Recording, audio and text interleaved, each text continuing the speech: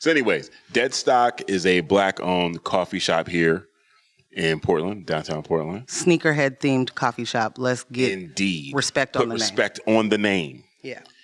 Deadstock's been around for a minute. It's a dope place to kick it. Always has been. Yes. Yes. Not too long ago, I'm going to say like 2 years ago, maybe, they established a Deadstock Run Club. That feels like 2 years. I don't know. Coming out of the Panini. Still in the Panini, guys. Still actively in the pandemic. Yeah. Like that's the homie. Ian's the homie. Amir's the homie. Like definitely. Love all Deadstock. That Arnold Palmer. LeBron Palmer. Yeah. It's so good. And then they canned it. Oh my gosh. Anyway, yes. So this isn't the first time they've done an expansion. They did Concourse, did a little rollback, and now they're expanding into Beaverton. Yes. And their grand opening is tomorrow. Yes. So, how would you describe Beaverton to anyone who is not familiar with Portland, Oregon? Outside of that's where Nike is. It's a suburb of Portland. Mm-hmm. It is. It's a different. It's mixed income, like not the way that it used to be, but definitely. And by that I mean I think that Beaverton used to be more suburban. Okay. You know. Okay. And now there's just more people. There's just more people. So you're seeing more color now. You're seeing different economic backgrounds and all of those things. Right.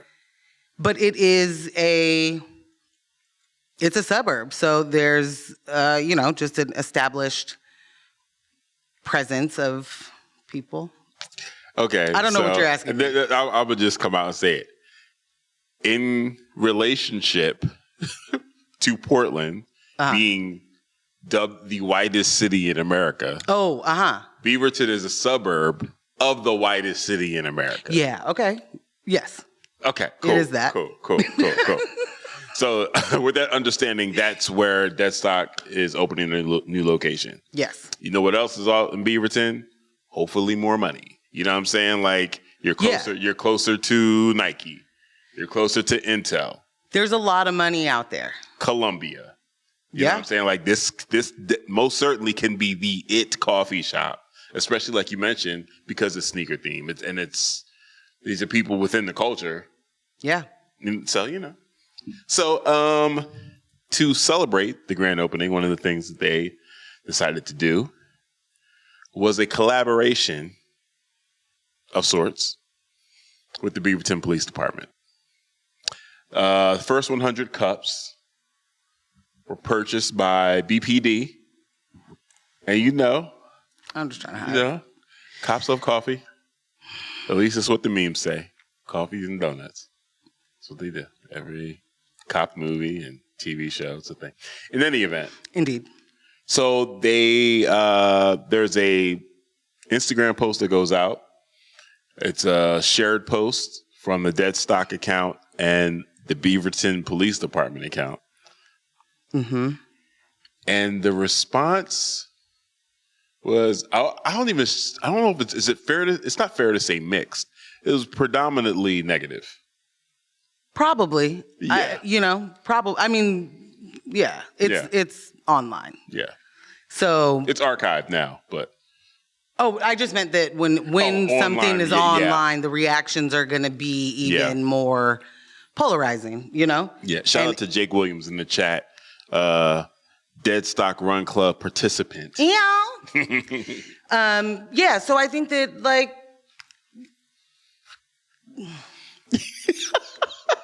sorry. My immediate reaction was negative.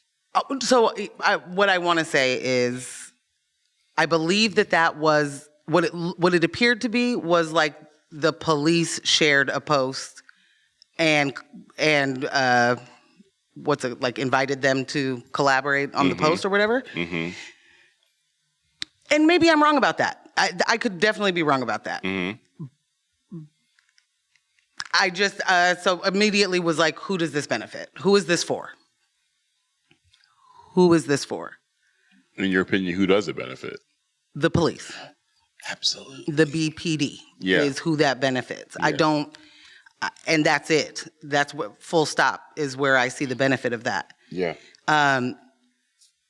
And the propaganda of it all, man, the cops are gonna cop. They are going to glad hand, shake, kiss babies. They're gonna be out there saying, I'm here to keep you safe. They're, all those things. Yeah. That's happening. Yeah. And that's expected.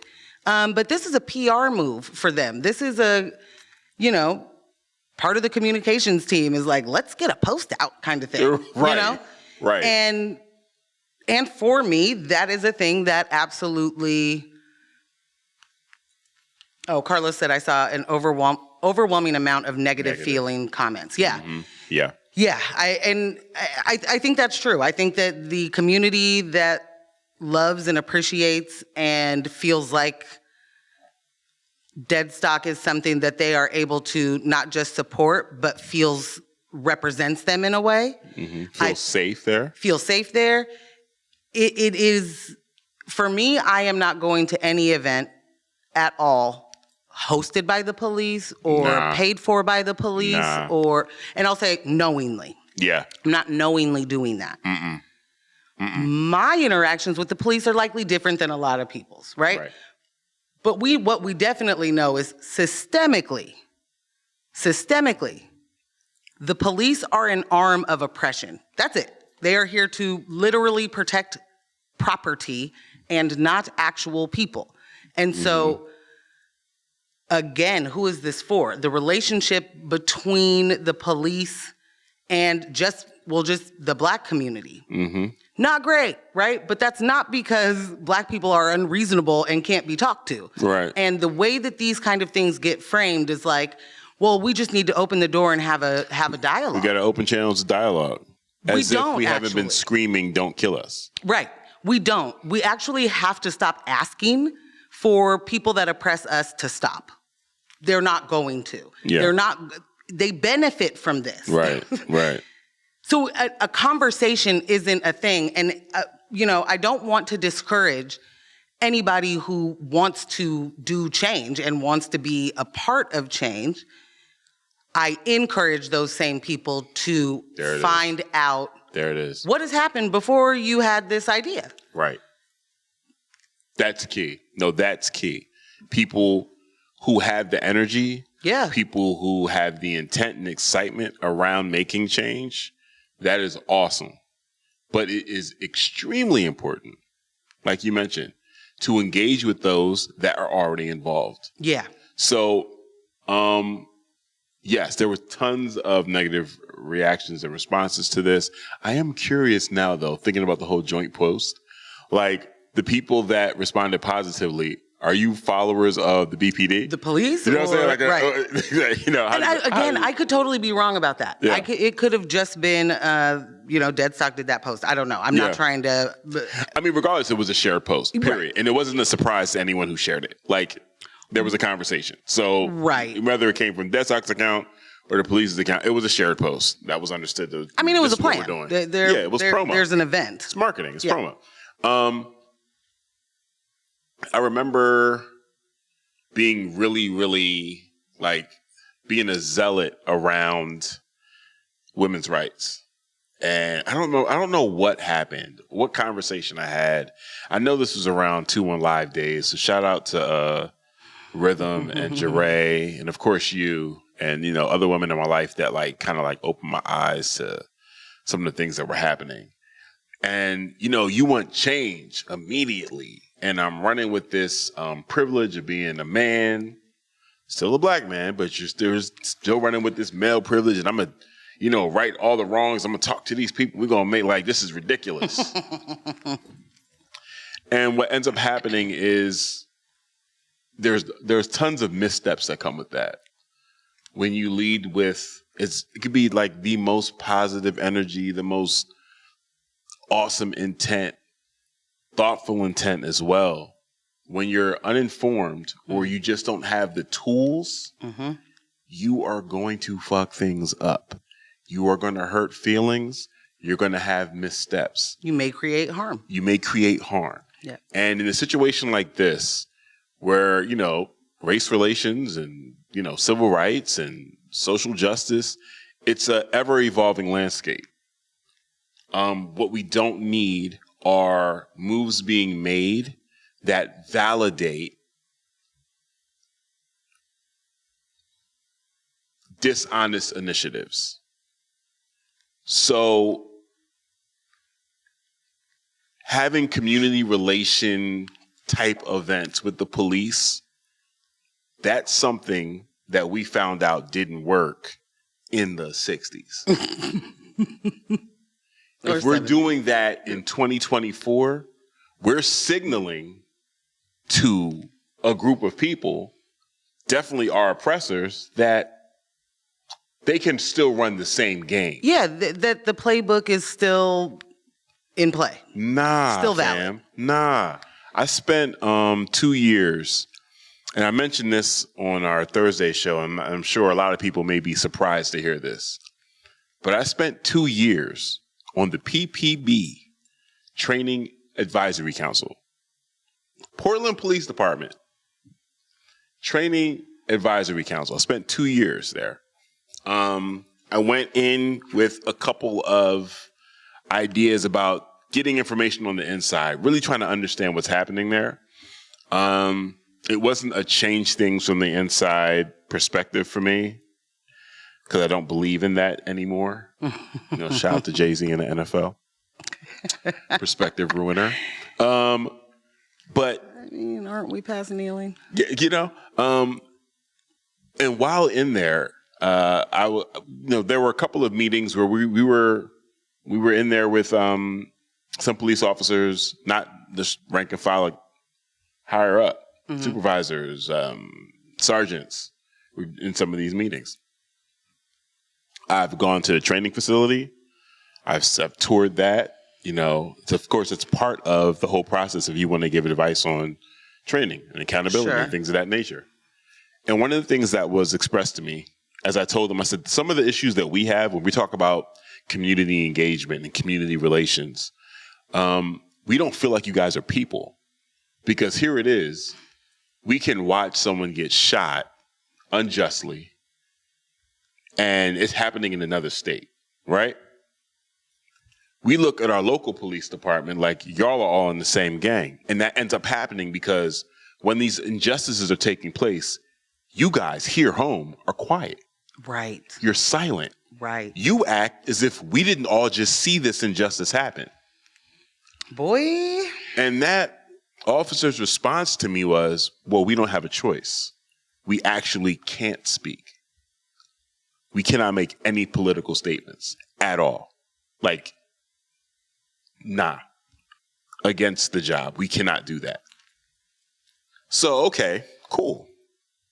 It's part of your job description to be in lockstep with systemic oppression. Because that's the job. Literally the job. It's the job. Okay, so then you're not the person we need to talk to about this. At all. Also, if you're not able to even talk to each other and hold each other accountable, there's no need for us to be having a dialogue or creating bridges for conversations down here where us, the oppressed, are having a conversation with the oppressed on the other side. Like, in the way of, you can't even speak. You can't even speak your mind. Your job does not allow you to speak your mind. So why am I talking to you? What conversation are we going to have? Like, what are we doing? And I'm not saying that everyone has that understanding, right? Because we talk about where people are, different walks of life, how they're approaching a situation from different perspectives. But anyone that is doing social justice work actively would look at this and be like, this isn't the most informed decision making. Yeah. So for this very specific, incident, There are a few things that I think are notable and that need to be discussed because on a larger scale,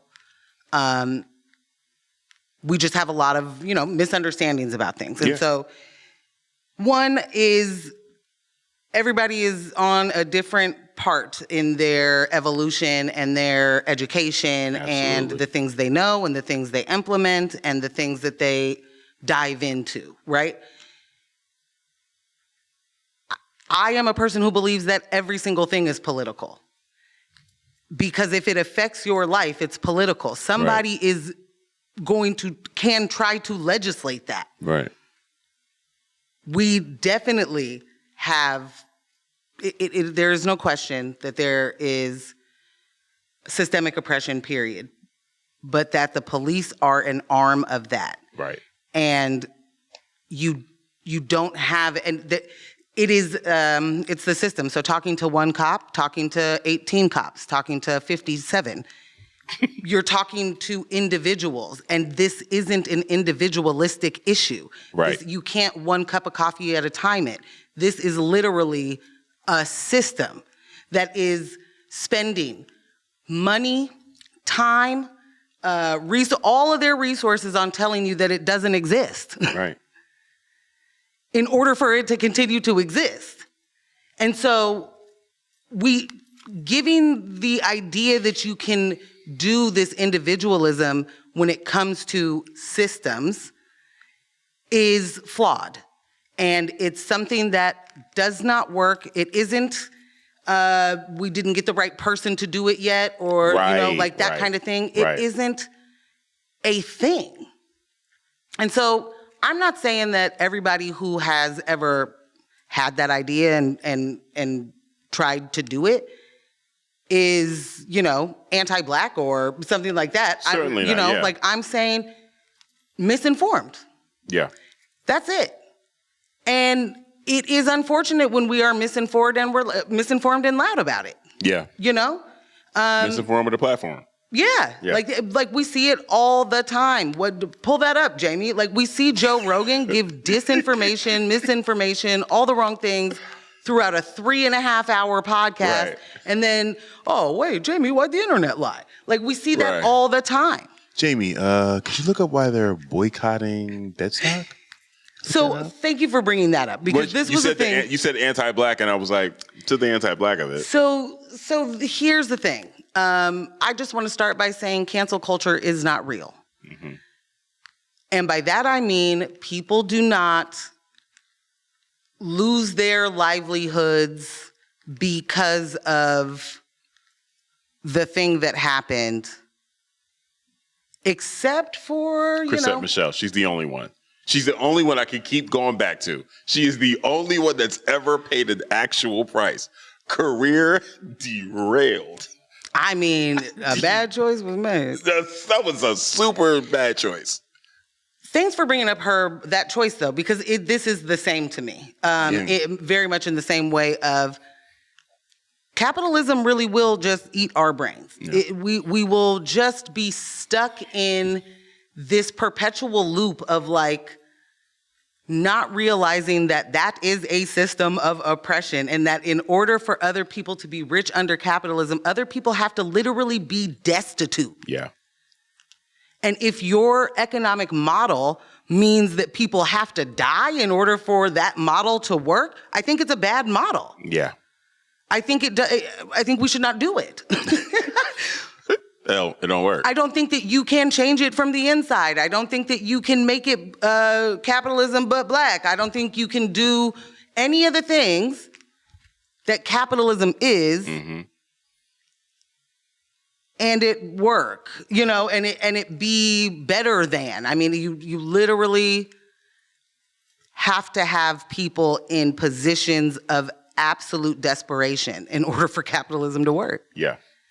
And then who's it working for? So for when Chrisette Michelle is like, a check is a check, it's a performance. I'm just getting paid to do a performance. This just happens to be for the inauguration of Donald Trump. Here's the interesting part. Part of her defense was, I took this as an opportunity to have a conversation. Do you remember that? No. That was part of her defense for why she accepted to sing at his inauguration, at Trump's inauguration. Well, I would say that is it's what it looks like to me that happened with Deadstock. Right. Because this is opinion. Opinion. What it looked like from my side of the screen, right, was a grand opening event was going to happen, or is happening. Mm-hmm. People were not cool with that decision. That was not a celebration. That was an unsafe feeling. It was very confusing. Why would that be a part of something that is so celebratory and should be really exciting for a lot of folks? Right. Our community absolutely champions Deadstock. All like support. Absolutely. So seeing the negative reactions and then hearing, well, this was like, building a bridge and doing this for my community. I don't believe that. And by that I mean, that sounds like the Chrisette Michele. Like, I took a check and, well, really what I was doing was opening the door for a conversation. I feel you. Because you weren't. And in this moment, when your community is telling you, this is not what I want, and your idea is to to do it anyway, then who are you building? The bridge is going where? Which community are you building the bridge for? Yeah, who's the bridge for? Right. And I think when we can quickly recognize when the bridge ain't for us, Yeah. Like you can get that real quick. We deal with not just performative nature, but very, like, I say this all the time, Portland and the Pacific Northwest has its own brand and style of racism. Yeah. So there's a lot of people who come here from other places that are like, whoa, like what is this? Yeah. It's very specific. And if you are not used to it, you won't know what's happening there, until you do. Right. This is the kind of thing that doesn't actually serve any community outside of the police. So, right. I know that there are people that feel safer when there is a police presence. But I would say that the target market of Deadstock is not the people that need a police presence to feel safe. Absolutely. Right? So, like, I would agree. It just seemed off. Like, it seemed like it didn't go the way that it was expected to go. And so then there was a reason it happened that, well, who could really be mad at this reason? Right. Well, a lot of us could be mad. A lot of us can be upset by a measure that is not actually going to do what the intention is. Right. And I don't ever want to see anybody waste their time in these conversations and in these in this work. Right. There's a lot of stuff to know before you start being the spokesperson for anything, right? Before you use your platform to do anything. Right. There's so much to know about policing on its own. Just, it is born of slave catching. Yep. There cannot be reform to that. There cannot be like a conversation that makes it different. This is the job. So like when someone says the system isn't broken, it's working exactly how it's supposed to. Yeah. It is. Right. And we do this all the time. Should their job be to oppress us? Obviously not. Do they say it is? Obviously not. They say they're there to serve and protect us, right? It says it on the side of their cars or on a badge or something, right? It's in an oath somewhere that y'all take. But that's not the job. And those officers know it's not the job. They know that their job is not to protect and serve you. Right. So when we're like, do your job, and they're like, I am, everybody's right. They're like, duh. Yeah. Because they're telling us their job is something that they're not doing. Right. I want to make sure, while we still have time on this particular topic, I want to make sure we do circle back specifically to the calls to boycott, though. And, getting there, yeah. Oh, okay, I'm sorry. And, like, I didn't see that. I guess I didn't see all the comments. Yeah. But the angle, like, you immediately spoke to how some parts of the conversation were being driven by people who should not have been a part of the conversation. Or driving that element. And I didn't see that initially. I'm so glad you brought that to my attention because I listen to Black women. But go ahead.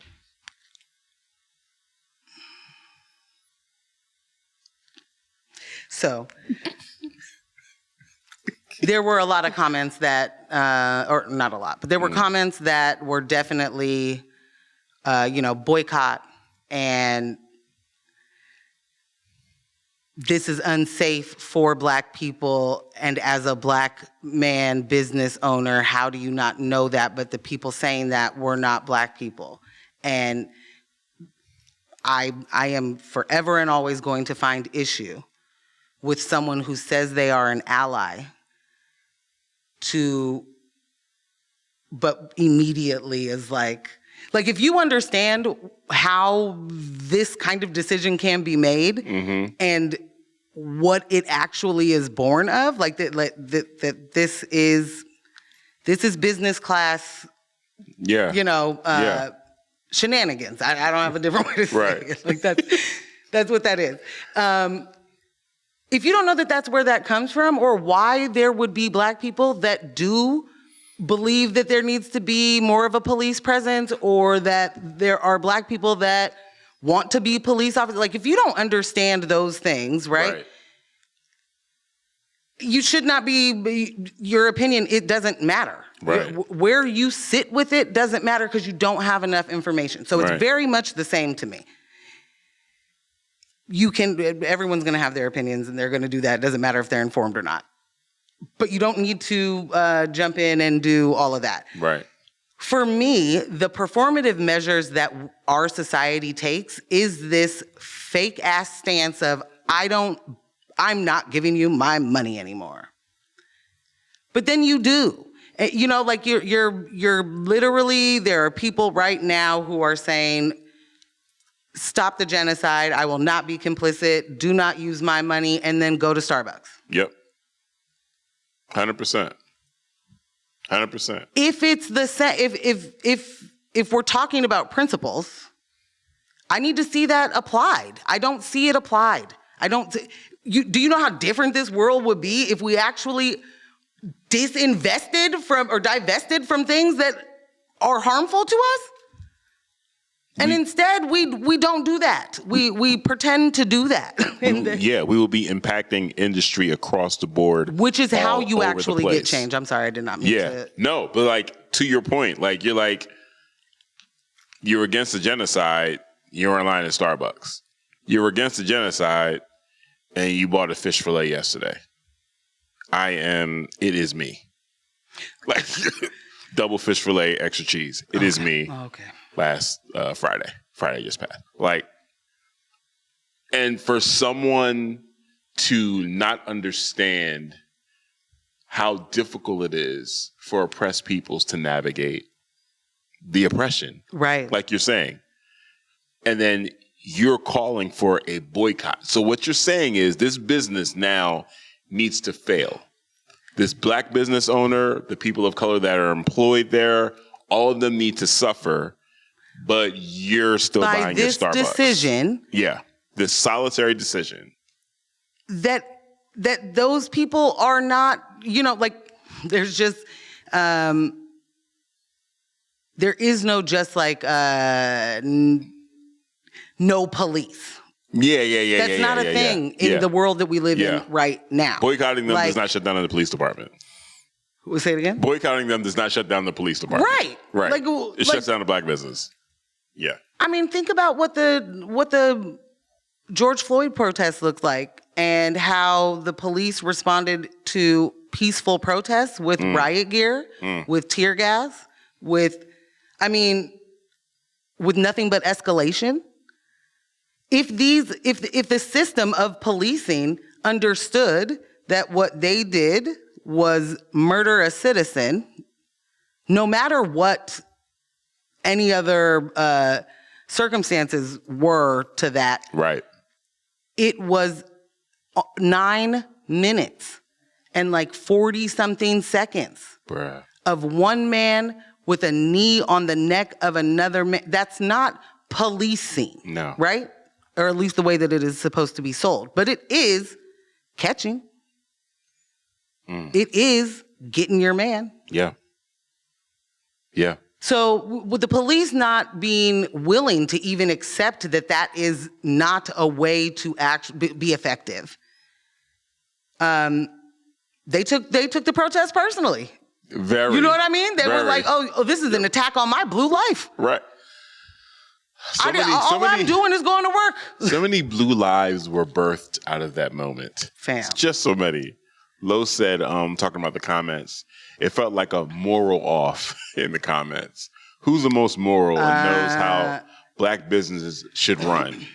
It was super weird vibes, so, not very constructive. To that point, it isn't constructive for white people to come in and say, boycott this black business because they are in solidarity with the police when you don't even know if he's in solidarity or they're in solidarity with the police. This discounts all of the community work that Deadstock has done to this point. Like, we're not doing that. This singular decision. And I want to be clear, because this is not like one of those instances where it's very obvious I do not ever need to buy another album from R. Kelly.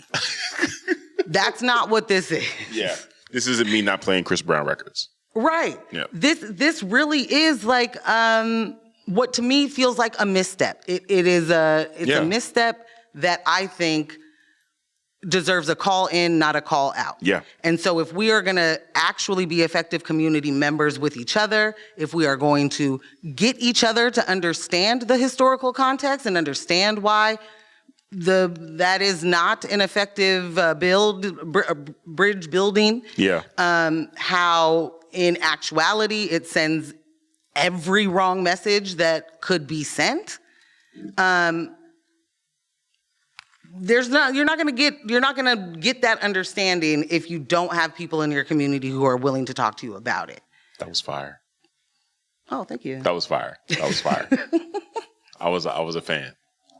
Well, I was a fan in that moment. That was fire. Reggae horns. Thanks for tuning in. And you can catch this show streaming live on YouTube every Monday night from 6:30 p.m. to 8:30 p.m. And our podcast episodes are available everywhere you listen to podcasts except Spotify.